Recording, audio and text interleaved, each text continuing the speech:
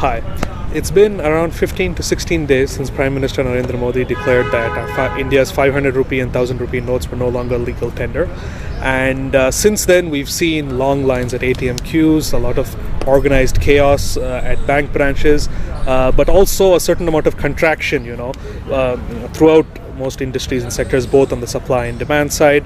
Daily wage laborers, whether they are at factories, construction workers, anything to do with urban development, they are currently hurting. And so today we have Meera Sanyal, a former banker who was with the Royal Bank of Scotland and heading its India operations until 2013, as well as an Aam Aadmi Party leader who sits on their national council to sort of explain to us. Thanks for joining us, Meera.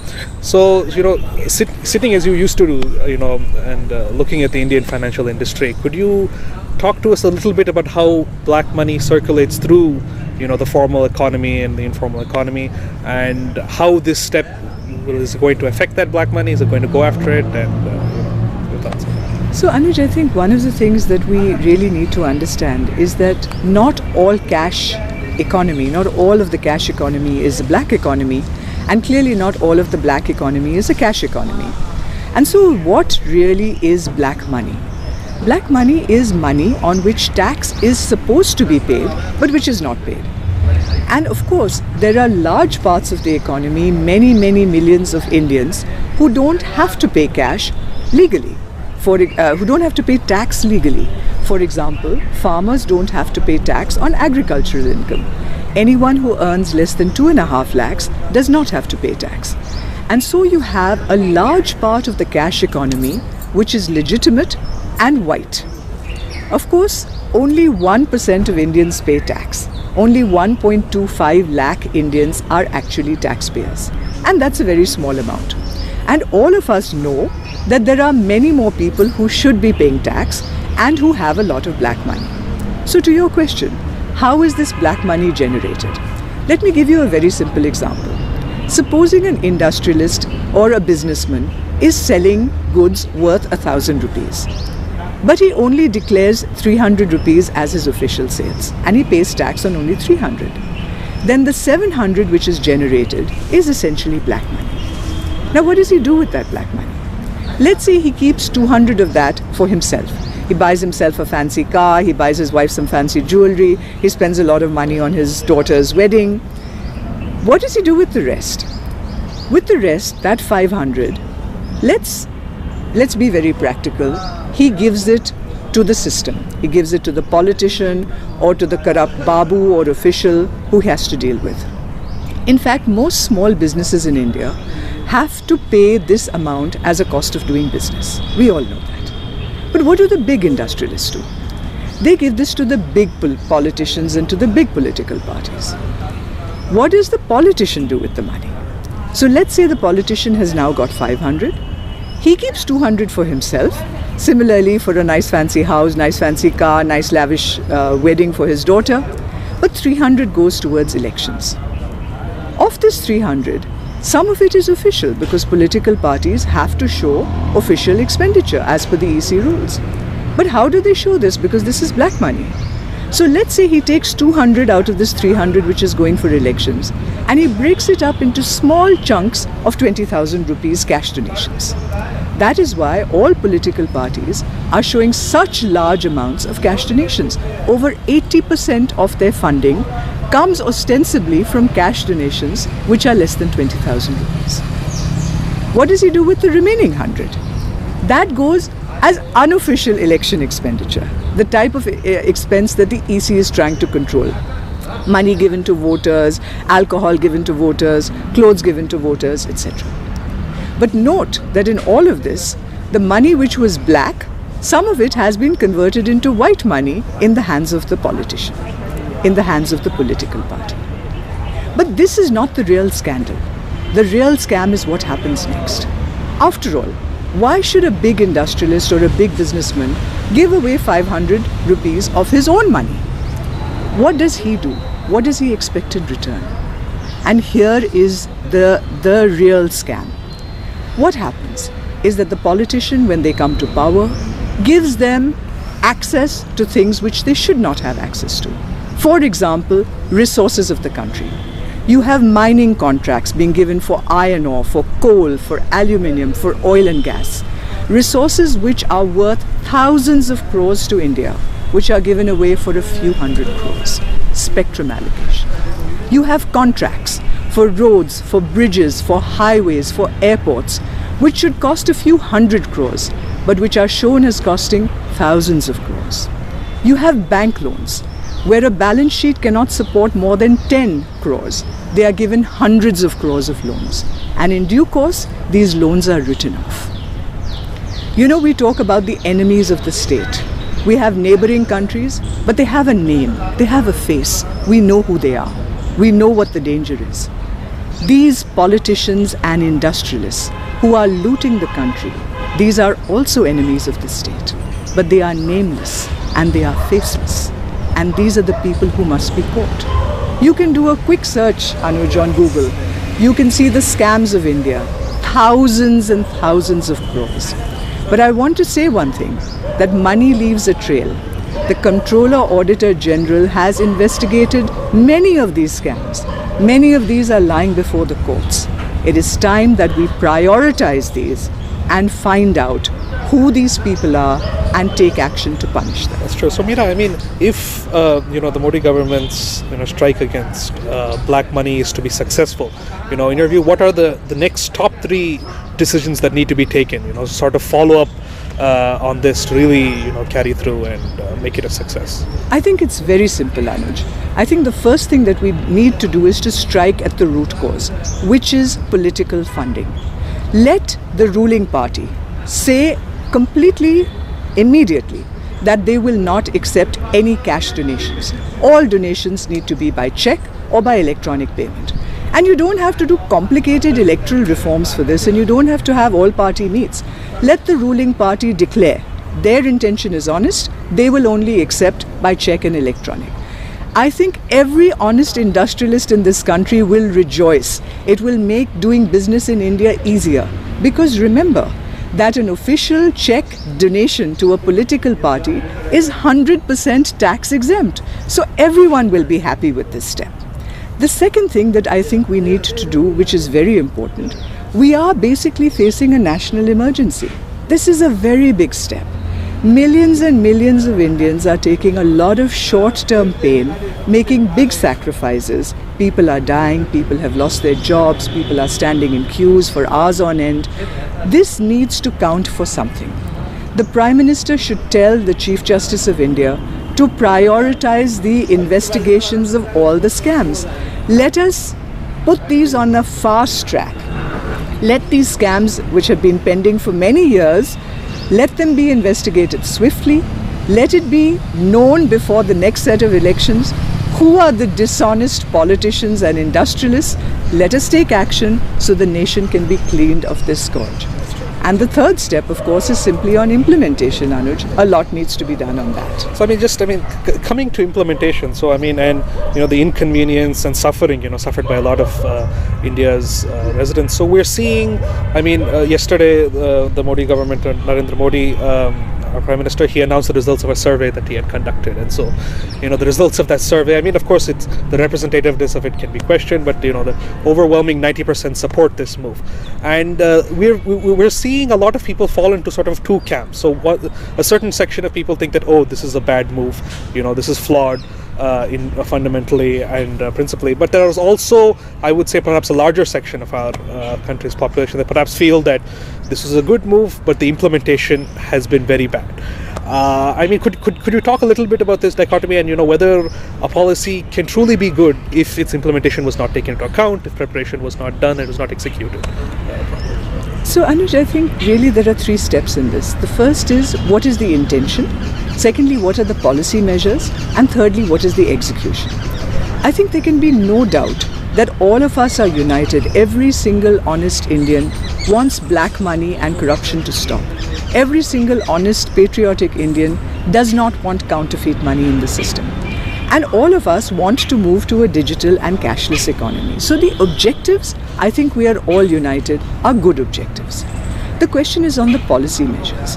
And you have some very eminent economists, both within the country and abroad, saying that demonetization and basically when we are talking about demonetization, it is removal of liquidity of 86% of our currency from a system, from an economy which is basically a cash economy.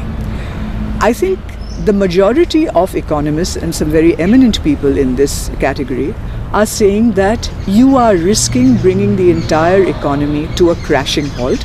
It is a catastrophic move from an economic policy point of view. I have to say, I believe they are right. Let us talk about counterfeit money.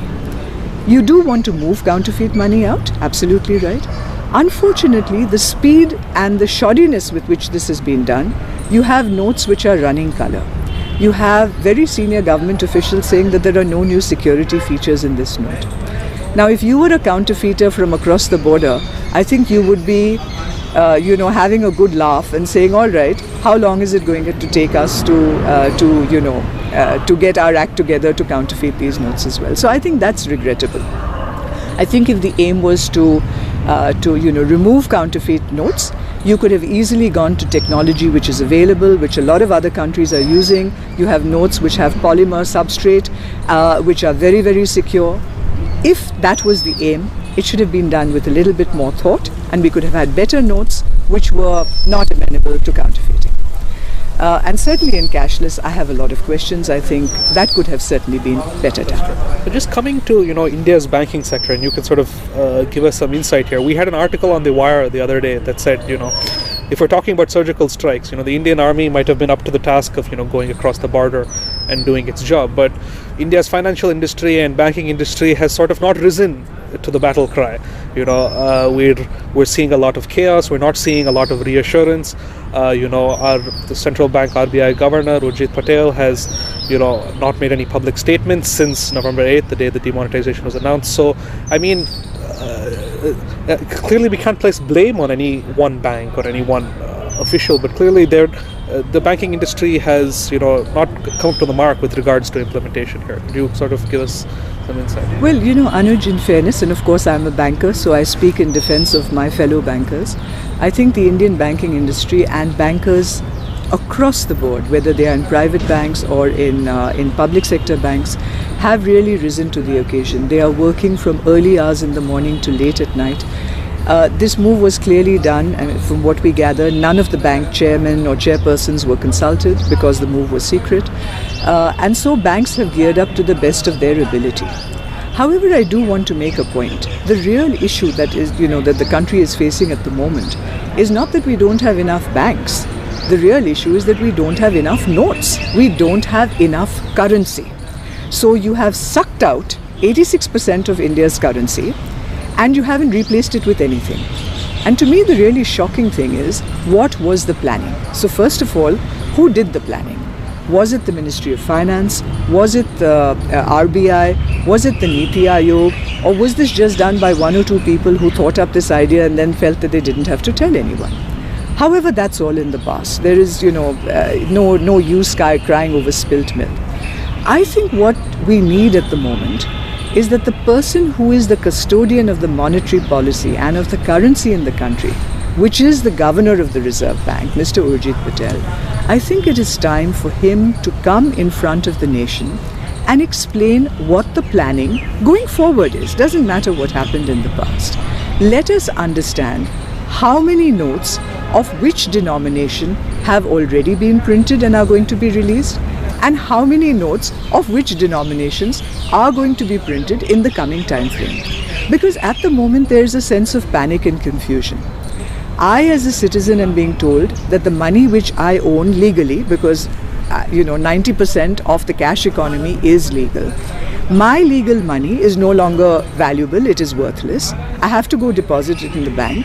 Once I've deposited in the bank, I can only withdraw in little bits and amounts. If I have an emergency, I have to jump hoops to try and prove that, my daughter is actually getting married, or I'm actually, doing something. And it's creating a sense of real unease. People are frightened. They don't know what is happening. And every day the rules change. So, first it is 1 week, then it is 50 days, then some people are saying 5 months, some people are saying longer. The issue is that anyone speaking in the media and on TV channels, none of us are in the know. We don't know what is happening, so we can only give best case estimates. But the person who does know is the governor of the Reserve Bank. And if he were to come in front of us and say, look, don't worry, every day we can print so many 2,000 rupee notes, we can print so many 500 rupee notes, we can print so many 100 rupee notes. By the 1st of December, this much money will be in circulation. By the 30th of December, this much money will be in circulation. By the 1st of January, you can withdraw all the money you have placed in your bank, you can draw it out. Then people will have a sense of comfort. And I think that must be done immediately.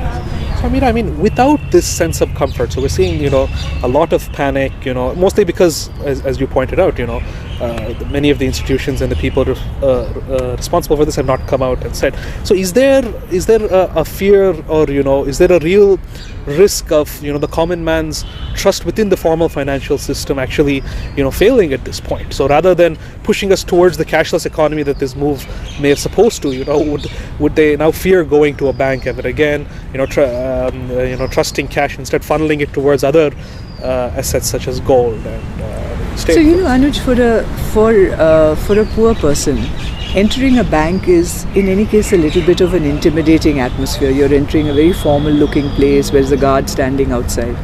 Now, yes, millions of Jan Dhan Yojana accounts have been opened, and that's a very good thing, that people should enter the banking system. But now what has happened is that almost your first experience of the bank is a very intimidating thing. You have to stand in a long queue for several hours. You get in, you're dealing with a very, very harassed bank official who's trying to push you away. You're putting your money in, you have no certainty as to when you can get it out. If you finally figure out how to use your RuPay card on an ATM, then the cash runs out. So it's a bit frightening, it's a bit unnerving, and really it doesn't build confidence in the system. So I mean, my personal view is that we have actually done the banking industry a great disservice by this move, by this shoddily planned execution. And we really will have to make a lot of effort to bring people's confidence back. I've spoken to a lot of people who are saying कि दीदी हम पैसा निकाल करके इसमें से हम अपना चूड़ा ले लेंगे, सोना ले लेंगे, वो तो हमारे ही पास रहेगा, and that's not the objective of this move. That's true. And so, I mean, even people within sort of India's financial system, especially this fintech startup ecosystem, when demonetization was announced, so they really cheered it. So they said this is the WhatsApp moment for us to move towards a cashless economy. But now it's increasingly becoming clear that to the extent that our economy depends on cash, depends on liquidity, we can't just turn on or off a switch and say that now we're cashless, right? I mean, it's clear this our move toward the digital economy is still far away, and even if it's away, it will take, the process to transform it will take multiple years. No, that's very true, Anuj. And once again, I come back to the objective. Is the objective of a cashless digital society a desirable objective? I, for one, believe it absolutely is. And I do want to say that the Reserve Bank of India has taken many steps over many years to bring us to this point. For example, the IMPS platform that has been developed 5 or 6 years ago. It is a very robust platform, and for the last 4 or 5 years you can make mobile payments on it very effectively. We have NEFT, we have RTGS. In fact, I'd go so far as to saying that India's digital platform systems are amongst the best in the world and the most secure in the world. Earlier this year, in April 2016, we launched the UPI, the Unified Payment Interface. I tell you, Anuj, that is a path-breaking step. It is something, from a banking perspective, it is like a space moment. It is a eureka moment, because you have now enabled every bank in the country, every public sector bank, every private bank, every cooperative bank to have an app which allows its customers to pay seamlessly, free of cost, instantaneously to anyone else. You can pay for a small transaction, you can pay for 1 kilo of tomatoes, you can pay your kirana store, you can pay your doctor, you can pay anyone from 1 rupee to 1 lakh rupees free of cost. Now this is a wonderful move. To me, it is really a surprise that the finance minister, that the chairman of every bank did not make this a popular move. We opened the Jan Dhan Yojana accounts. We were talking about cashless benefit transfers into those accounts. Those should have happened.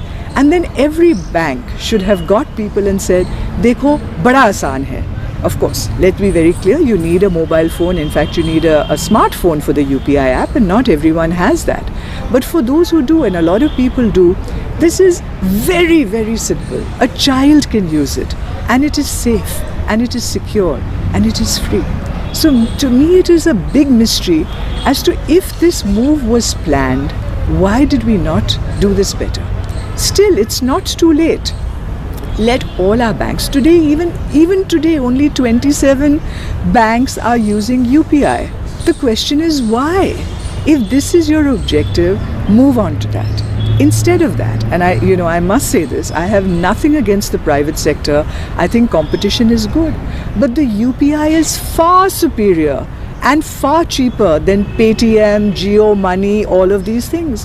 Why are we not popularizing things which will take us to that digital cashless economy? So that's very true, Meera. So I think many people have pointed out that an ideal step would have been to first sort of really familiarize, let our citizens understand UPI, understand this technology. And one of the biggest banks in India only formally adopted UPI a couple of weeks after the demonetization move was announced. So clearly, even when it comes to shifting towards the cashless economy, our implementation is sort of lacking. Maybe this could have come after a couple of months, for instance. I think that seems to be sort of the general consensus. Yes, Anuj, as I said, I come back to the basic thing. The objectives of this move were good. The policy measures are questionable. The execution has been fatally flawed on every step. And I think we are now stuck between a rock and a hard place. I think what we really need to do is to figure out how do we go forward from here. And if you were to ask me, I would say that what is really critical. I mean, cashless can wait. You can tackle the counterfeit story. You can do different types of notes. But what can't wait is the economy. And I would like to say one thing. I think it's a basic principle of business. No business goes bankrupt because they don't have money or they don't have profits. They go bankrupt when they run out of cash. When you can't pay your employees, when you can't pay your creditors. You may have cash somewhere sitting as an aeroplane or as a house or whatever it might be. But if you can't pay that month, you go bankrupt. And the problem is, Anuj, that millions of small and medium businesses are being pushed towards bankruptcy. We are getting all kinds of messages that many startups are going belly up. Small farmers, small businesses, small mandi traders. This is pushing millions of Indians and millions of small businesses into liquidation. We need to inject liquidity into the system urgently. And it boils down to this, Anuj. If you can't give me my own money in usable cash, you have to give me more time to use the cash I have. This is now a matter of critical urgency. That's true. Thanks. Meera, I think that really the last answer really summed up our current situation. We can hope that for the sake of our economy, for the sake of our working class, that the situation returns to normal as soon as possible, and we will keep bringing you more information as it comes. Thank you. Thank you so much. Thanks.